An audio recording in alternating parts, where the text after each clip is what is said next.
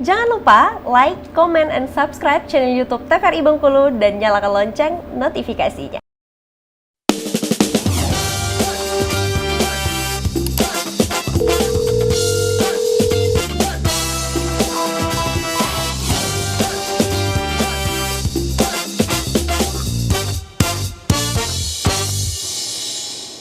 Baik pemirsa, Anda kembali menyaksikan Dokter Kito pada hari ini masih membahas jerawat. Ini seru sekali kita bahas bersama dengan Dokter Wenti ya dokter ya, sampai dipotong-potong terus nih ya.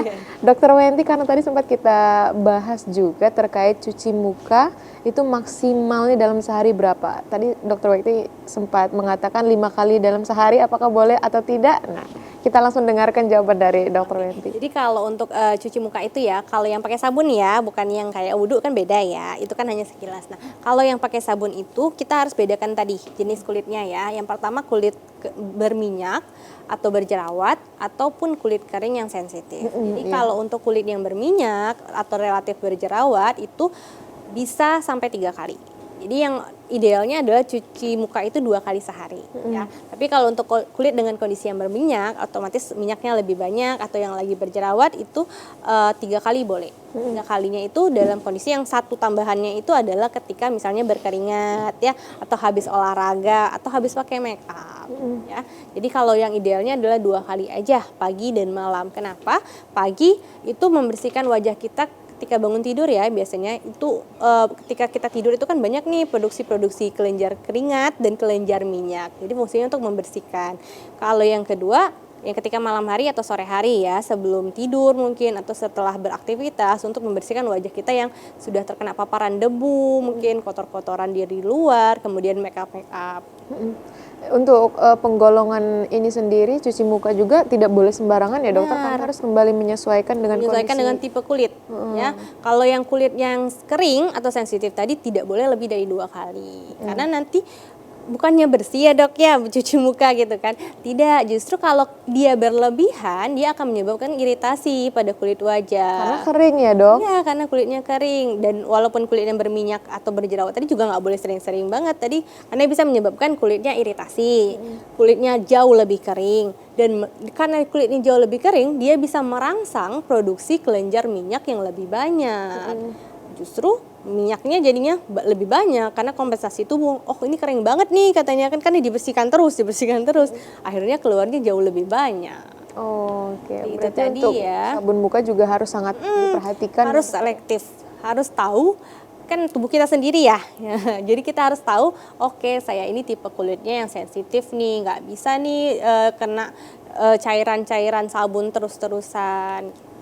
Karena kita yang lebih mengenali. Benar. Baik dokter, kita lanjutkan. Boleh. Dokter.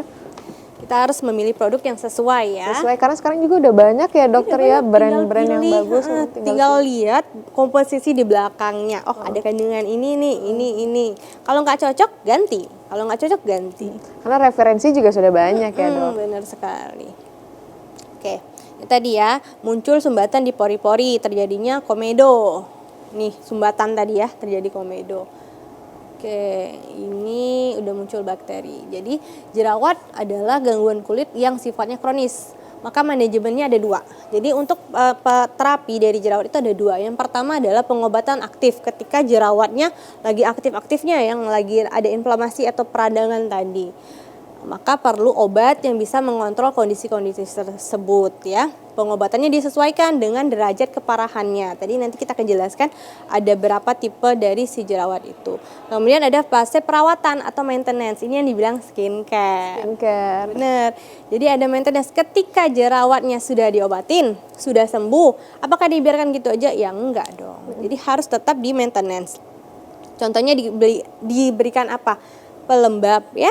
Moisturizer, iya yang basic-basicnya aja ya, pelembab, sunscreen, kemudian cuci muka. Kalau misalnya udah usia 20 tahun ke atas atau 25 tahun ke atas bisa tambah dengan retinoid ya. Jadi banyak sekali produk-produk yang sudah dijual bebas ya, dan itu skincare yang aman. Kita harus selektif memilihnya ya. Itu boleh ditambahkan untuk perawatan atau maintenance dari wajah tadi. Untuk penggunaan make up juga nih dokter, karena kan jerawat kan ada yang sedang aktif-aktifnya. Itu kalau ditimpa dengan make up lagi, banyak yang bilang nggak boleh ditimpa make up katanya. Terus timbullah si acne pad. Benar. Gimana dokter? Apakah boleh yang jerawat aktif itu ditutup menggunakan acne pad atau seperti apa sih sebenarnya? Jadi kalau acne pad itu kayaknya sudah ada ini ya, ada zatnya lagi ya, bukan hanya pad penutup saja. Jadi dia sudah ada kandungannya lagi. Nah, mungkin itu bisa untuk meredam si jerawat tadi. Tapi kalau yang Mbak Helda bilang bahwa ketika jerawatan jangan ditutup dengan makeup, benar. Ya, jadi make up itu sendiri bisa menjadi pencetus atau pencetus dari jerawat. Selain dia menutupi pori-pori yang menyebabkan tidak adanya sirkulasi di wajah tadi, kandungan dari make up itu juga beraneka ragam. Nah, dari kandungan zat-zatnya itu ada beberapa yang menyebabkan atau mencetuskan si jerawat. Oh iya, banyak zat-zat lain ya, udah Iya, bedak, ditambah lagi udah blush on, ini beda lagi juga Iya, zatnya. beda tuh, zat-zatnya Betul. beda lagi. Selain dia menutup pori-pori, ternyata kandungannya juga berpengaruh terhadap kulit kita.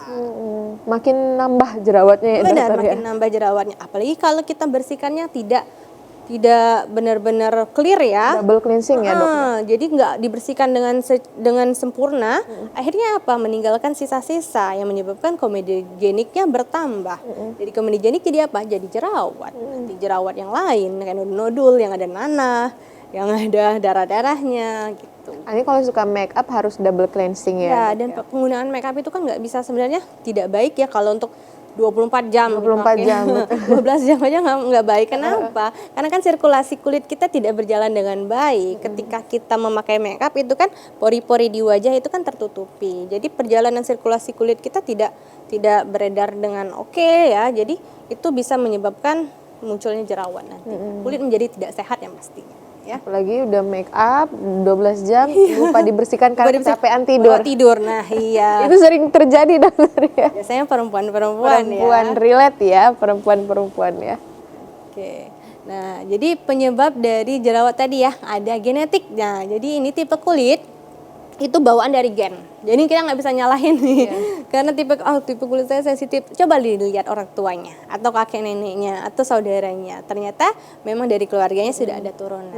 Dan itu gift sebenarnya ya, pemberian Tuhan. Jadi jadi kita harus kita sendiri yang harus bagaimana memanagenya supaya kulit tadi tidak menjadi sumber masalah ya. Oke, kemudian faktor lain nih, ini faktor yang exposure ya, yang di luar nih, ada 6. Yang maaf dokter, yang bagian genetik tadi kan dia memang sudah diturunkan ya. Apakah ada pengobatan khusus dokter atau seperti apa? Karena kulitnya memang sensitif, lebih sensitif dari yang lain seperti itu. Kalau pengobatan khusus mungkin yang ada nih katanya yang dibilang berbakat jerawat. Jadi gennya yang memang kulitnya sensitif ya, yang lebih sering jerawat. Dia harus maintenance atau skincare-nya atau mungkin perawatannya harus lebih sering dibandingkan Ekstra ya, dok? dibandingkan dengan yang kulitnya stabil. Jadi kalau misalnya merubah DNA sih belum sampai saat ini belum ada kesana ya. Mungkin pakai DNA salmon aja. Iya, ada banyak ya. Jadi mungkin perawatannya yang perlu lebih ekstra dibandingkan dengan kulitnya yang stabil. Dan menguras kantong ya. Tapi itu dikembalikan kepada individu ya. Ya, individu. Apalagi kalau kita pola hidup ya, berarti makannya teratur, makannya dijaga dan olahraga, insya Allah sih kulitnya akan jauh lebih sehat ya. Kulit sehat ya, bukan kulit yang putih. Jadi harus dibedakan. Kulit sehat itu nggak harus putih ya. Jadi patokannya adalah kulitnya harus putih. Ini standar kita ya, dokter untuk stigma sulit. masyarakat itu cantik adalah putih. Padahal nggak harus putih ya dokter ya. Untuk kulit sehat itu tidak harus putih ya. Kulit sehat itu yang bebas jerawat, yang dia cerah, yang tidak ada sumbatan-sumbatan ya. Itu namanya kulit sehat.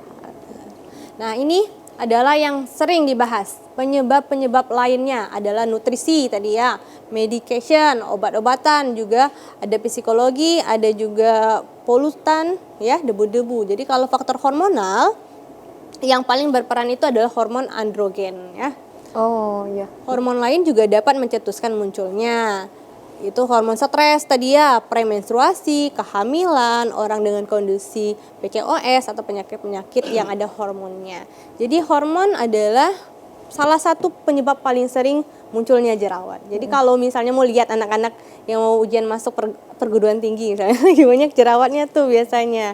Karena tadi hormonalnya. Karena hormonal ya, kita juga perempuan biasanya kalau mau haid sudah mulai premenstruasi, jerawatan. ibu hamil. Biasa sering tuh, "Dok, gimana saya hamil jadi jerawatan?" Nah, itu ibu hamil itu adalah case yang khusus ya. Karena dia tidak bisa memakai produk-produk yang sembarangan. Nah, mungkin nanti boleh kita bahas dokter ya, karena kan banyak sekali kasusnya orang tua yang atau ibu hamil yang mencari skincare yang pas katanya untuk itu aman mungkin untuk ibu kita hamil. bahas Kita pertemuan bahas, selanjutnya kita aja. bahas nanti ya Iya. setelah jeda pariwara berikut ini. Pemirsa jangan kemana-mana, tetap saksikan dokter kita.